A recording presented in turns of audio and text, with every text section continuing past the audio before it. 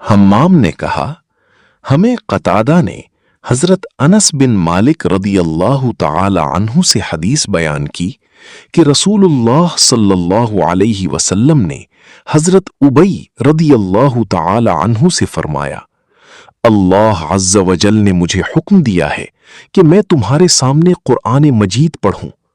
हजरत उबई रदियल्लाहु ताला अन्हु ने कहा, क्या अल्लाह ताला ने आपसे मेरा नाम लेकर कहा? आपने फरमाया, अल्लाह ताला ने मेरे सामने तुम्हारा नाम लिया। इस पर हजरत उबई रदियल्लाहु ताला अन्हु पर गिरिया तारी हो गया।